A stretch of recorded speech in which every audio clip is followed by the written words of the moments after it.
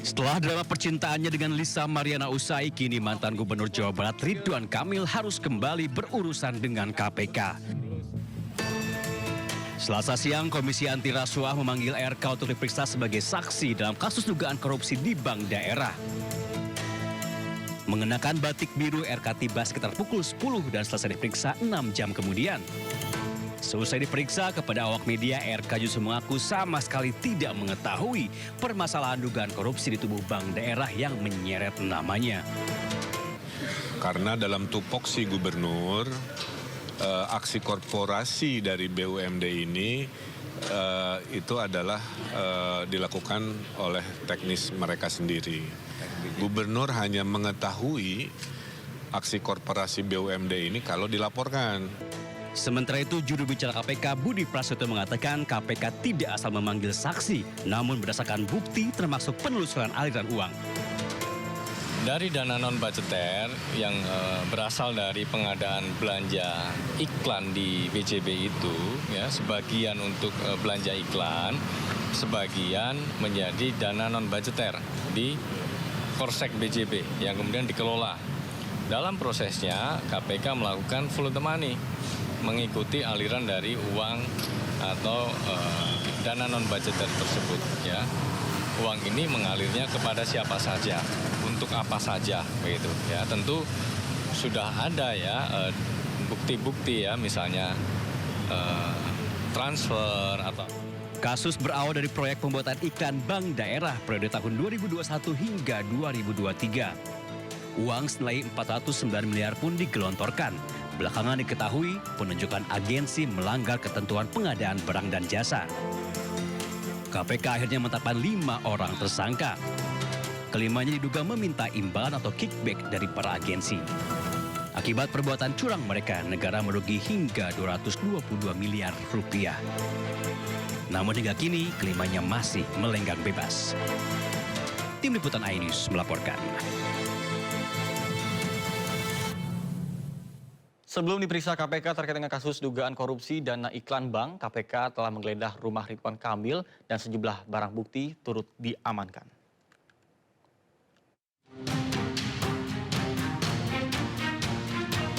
Komisi Pemberantasan Korupsi terus menelusuri aliran dana dugaan korupsi bank.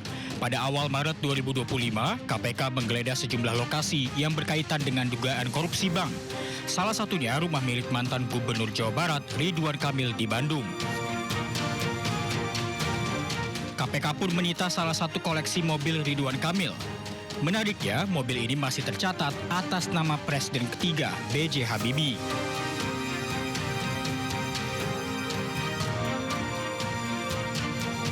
KPK juga sudah memeriksa Lisa Mariana sebagai salah satu saksi kasus korupsi ini.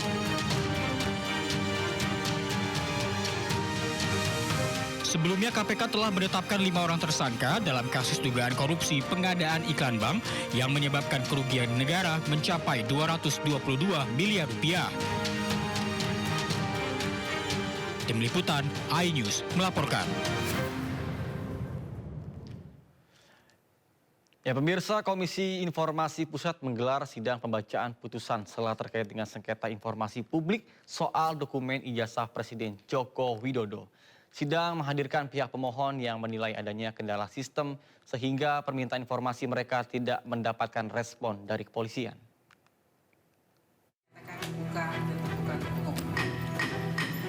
Komisi Informasi Pusat menggelar sidang pembacaan putusan sela soal sengketa informasi publik soal dokumen ijazah Presiden Joko Widodo terkait permohonan dokumen ijazah Jokowi kepada Polda Metro Jaya.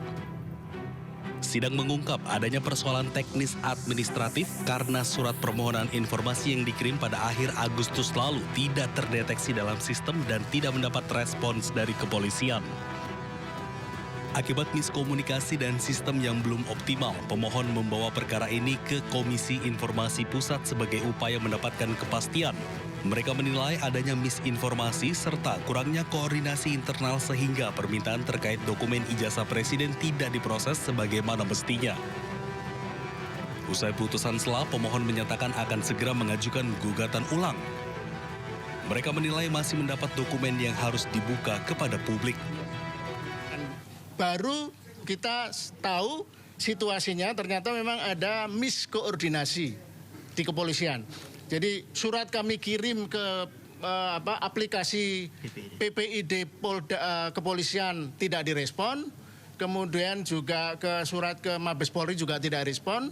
Itu baru diketahui pada sidang 2 minggu lalu. Polda Metro Jaya mewakili termohon tidak tahu bahwa ada surat tersebut. Jadi harus mereka baru dapat info itu ketika sidang. Nah, makanya keputusan kami menerima soal administrasi, tapi kami akan melakukan permohonan baru ke Polda Metro Jaya. Sidang berikutnya akan kembali digelar dengan agenda pemeriksaan uji konsekuensi dalam sengketa dokumen ijazah Presiden Joko Widodo. Dari Jakarta, Indira Utomo, M. Fakih, Ayus melaporkan.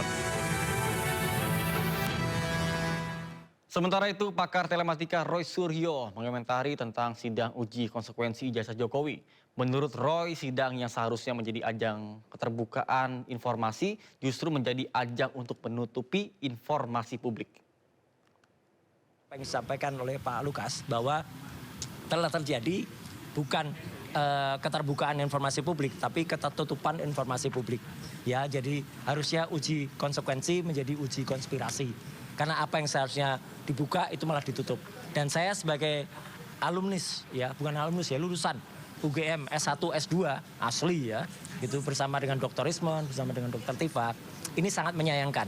Statement yang saya lihat statement yang aneh ya, sangat paradoks. Karena pada tanggal 15 April 2025 yang lalu, Wakil Rektor UGM, Prof. Wening Udasmoro, itu dengan bangganya mengatakan, UGM memiliki predikat nomor 2 seluruh Indonesia PPID-nya. Kalau nomor 2 aja gagap kayak tadi, saya nggak bisa membayangkan yang lain-lain kayak apa. Ya, karena tadi sampai betul bahwa UGM itu tidak memiliki pengetahuan terhadap keterbukaan informasi publik. Konyol sekali tadi yang disampaikan. Informasi yang disampaikan termasuk ya 505 dokumen yang diserahkan ke Polda Metro dan kemudian mostly semuanya dihitamkan. Itu kan merupakan sungguh sesuatu hal yang sangat-sangat aneh. Menko Kemaritiman dan Investasi era Presiden Joko Widodo Luhut Binsar Panjaitan mengakui Bandara IMIP dibangun untuk menarik investor.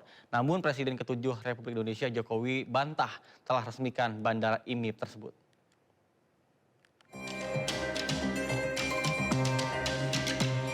Kementerian Perhubungan buka suara terkait polemik Bandara Indonesia Morowali Industrial Park atau IMIP di Sulawesi Tengah yang disebut beroperasi tanpa otoritas negara. Kementerian Perhubungan menegaskan izin Bandara IMIP telah dicabut sejak 13 Oktober 2025, jauh sebelum isu mencuat. Pencabutan ini tertuang dalam keputusan Menteri Perhubungan nomor 55 tahun 2025 tentang penggunaan bandara yang dapat melayani penerbangan langsung dari dan atau ke luar negeri. Keputusan ini diteken Menteri Perhubungan Budi Purwagandi.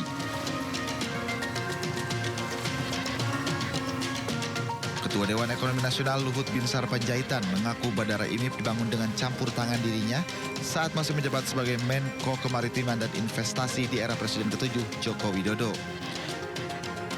Menurut Luhut, Bandara IMIP dibangun untuk fasilitas kepada investor sebagaimana lazim dilakukan oleh negara lain.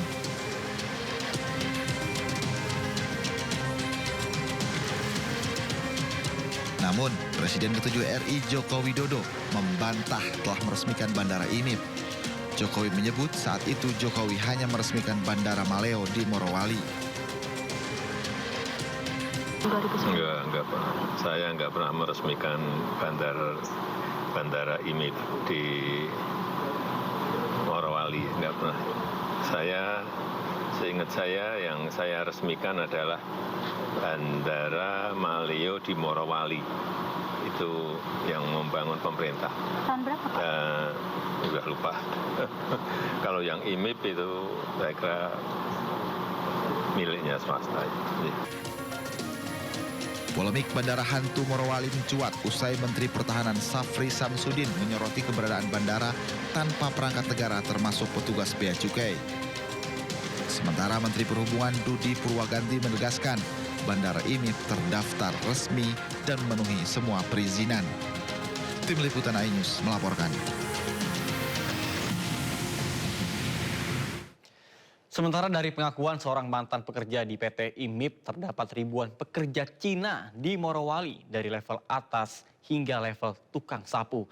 Dan hal tersebut disampaikan secara langsung eksklusif kepada Aiman Wicaksono dalam program Rakyat Bersuara. Ada berapa jumlahnya waktu Anda berada di PT IMIP? Ribuan.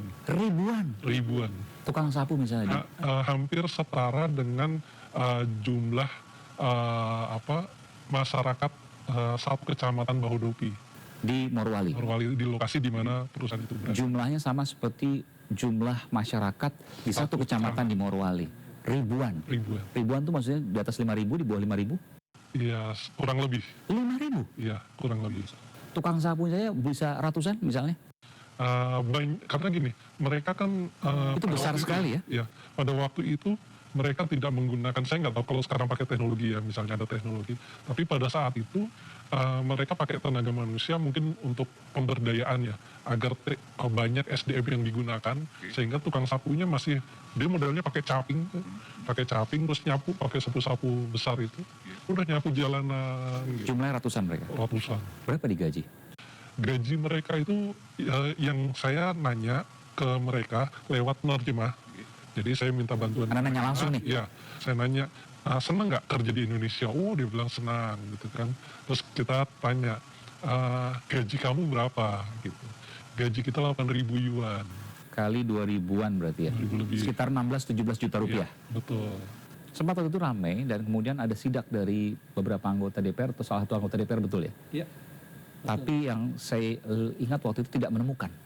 Ada warga negara Cina yang banyak di situ, betul? Betul. Seperti apa? Jadi polanya sebenarnya gini, kalau mau sidak itu maaf lewat udara lebih pas. Karena? Karena jalan akses darat itu ada 2 pintu gerbang. Jadi gerbang pertama itu jaraknya sekitar 500 meter ke gerbang kedua. Persisnya saya... Iya, kurang lebih lah gitu.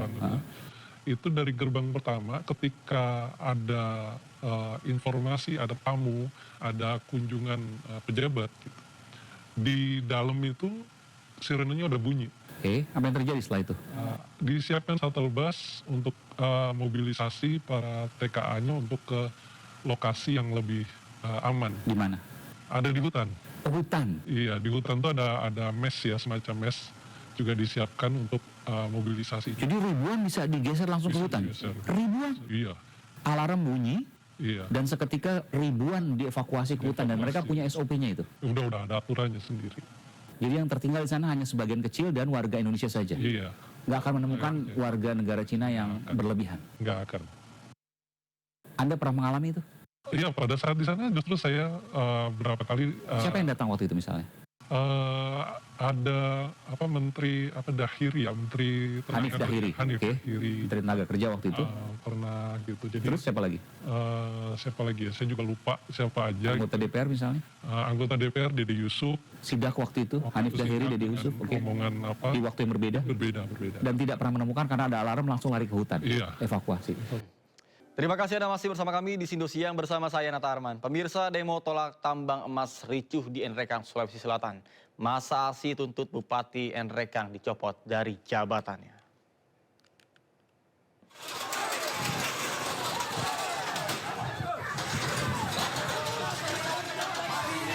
Demo ratusan warga dari Kecamatan Cendana dan Kecamatan Nrekang tolak tambang emas di depan kantor Bupati Nrekang, Sulawesi Selatan ricuh.